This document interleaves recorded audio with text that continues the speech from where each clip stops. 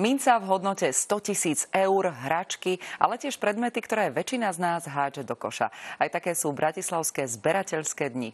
Ani tie tohtoročné nesklamali a v stánkoch 182 vystavovateľov z 22 krajín zberatelia nájdu všeličo, dokonca aj cukor z rôznych kútov sveta. Len pár minút po otvorení výstaviska to v jeho priestoroch takto vyzeralo. Návštevní zberatelia si opäť raz nenechali ujsť jedinečnú príležitosť, aby si mohli doplniť svoje zbierky. Prevažne o mince, poštové známky, ale aj pohľadnice a množstvo iného. Zaujímavosťou je, že tento rok nás navštívila aj napríklad Kanada či ďaleké Japonsko.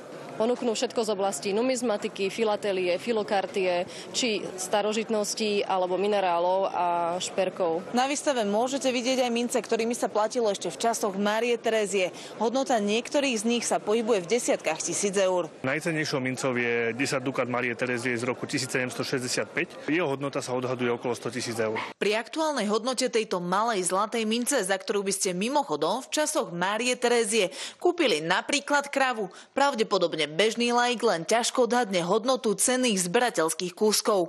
Tak napríklad tieto sotva 2 mm zlatá zo Zimbabwe by ste na tejto výstave zohnali za 50 eur. V rovnakej hodnote by ste ale kúpili aj napríklad takéto práve perly. Treba rozlišovať perly sladkovodné a morské. Sladkovodné perly stoja rádovo od 50 do pár 100 eur, kdežto morské často začínajú od niekoľko 100 eur. A svoju hodnotu pre zberateľov tu majú aj veci, s ktorými sa bežne stretávame, no väčšinou ich hádžeme do koša.